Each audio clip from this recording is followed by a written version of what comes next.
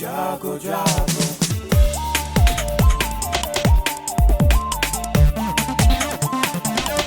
Radio जागो जागो radio जागो 90.4 FM। रेडियो जागो 90.4 एफएम के सभी श्रोताओं को मेरा नमस्कार। मैं Aditi Gaur, principal Springdales. World cancer day के उपलक्ष्य में आज हमारे बीच में डॉक्टर कीर्ति कटियार, जिनसे हम चर्चा करेंगे कैंसर के बारे में, जो कि हम सब जानते हैं एक बहुत ही भयावह बीमारी के रूप में निकल करके आ रही है। तो हम बात करते हैं डॉक्टर कीर्ति कटियार से। ब्रेस्ट कैंसर और यूटेरस कैंसर, ओवरी कैंसर, इनके क्या ज़्यादा वो चांसेस हो जाते हैं? हाँ, चांसेस ज़्यादा हो जाते हैं जी, क्योंकि हार्मोनल डिसबैलेंस उस समय हो रहा होता जी, है। जी, तो जो हमारे बॉडी में ईस्ट्रोजन नाम का हार्मोन होता है वो कैंसर कारक होता है। जी। शुरुआत में तो वही हमारे डेवलपमेंट के लिए ज़रूरी होता है, लेकिन जब हमारा पीरियड बंद होने के बाद में वही हार्मोन जो होता है कैंसर का कारण ही बन जाता है। जी। इसके लिए हार्मोन रिप्लेसमेंट थेरेपी भी होती है। हम लोग ज़्यादातर मेनोपॉज के बाद में अगर किसी को कुछ सिम्टम आ रहा है, पोस्ट मेनोपॉजल सिम्टम्स बोलते हैं, तो हार्मोनल टेस्ट में ईस्ट्रोजन का लेवल कराते हैं। जी। अगर ज़्यादा होता है तो उसके लिए भी हम लोग हार्मोन रिप्लेसमेंट थेरेपी देते हैं, जिससे वो नॉर्मल आ सकता है। हम वही अगर इसी चीज़ को इग्नोर किया जाए तो ये भी कैंसर कारण बन जाता है। ब्रेस्ट कैंसर, ओवेरियन कैंसर और यूट्राइन कैंसर में कन्वर्ट हो जाते हैं फिर। इसमें यूट्रस कैंसर या रिप्रोडक्टिव ऑर्गन्स के जो कैंसर होता है, उसको दूर करने के लिए एक वो होता है कि हिस्टेरेक्टमी। हाँ, हिस्टेरेक्टमी ऑपरेशन होता है जी, जिसमें बच्चेदानी को निकाल दिया जाता है। जी। तो अगर प्राइमरी स्टेज में कैंसर है तो केवल हिस्टेरेक्टमी से ही काम चल जाता है जी। ज़्यादा कभी कभी अगर हम लोग बायोप्सी करा लेते हैं, जैसे यूट्रस निकाला उसको जांच के लिए भेज देते हैं, अगर उसकी मार्जिन्स मतलब क्लियर है, मतलब जो कैंसर है अगर यूट्रस के बाहर नहीं फैला है तो सिंपल हिस्टेरेक्टमी से ही काम चल जाता है।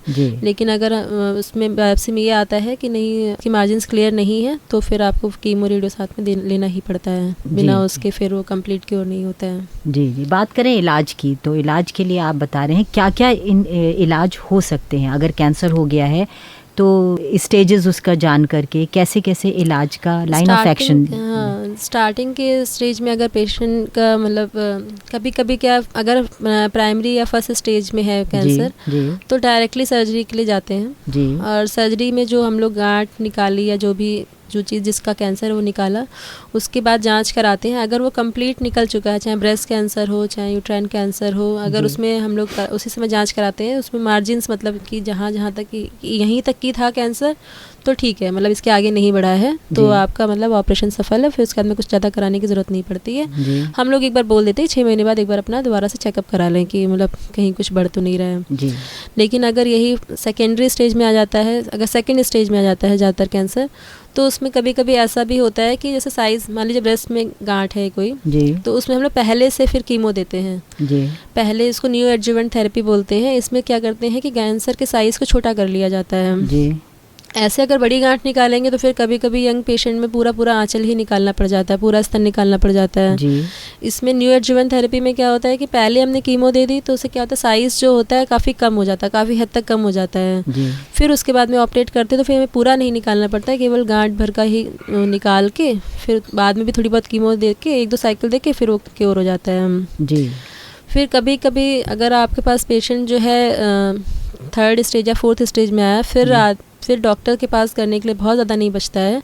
तो कुछ जो होती हैं जो पेशेंट के पेन को कम कर सकती है, पेशेंट के लोड को कम कर सकते हैं, उनको पैलिएटिव थेरेपी बोलते हैं। मतलब इससे पेशेंट की जो लाइफ है उसमें तो बहुत ज़्यादा फ़र्क नहीं पड़ता है कि मतलब अगर आदमी 6 महीने या साल भर या 2 साल जो भी ज़िंदा रहना है, लेकिन थोड़ा सा उसको पेन कम हो, थोड़ा सा उसकी जो डिस्कम्फर्ट है वो कम हो जाए। जैसे कि अगर पेट में जैसे ओवेरियन कैंसर होते हैं वो इतने बड़े बड़े हो जाते हैं कि आदमी को चलना फिरना भी मुश्किल हो जाता है, इतने ज़्यादा बड़े ओवेरियन कैंसर हो जाते हैं। उसके साथ में पेट में पानी भी हो जाता है।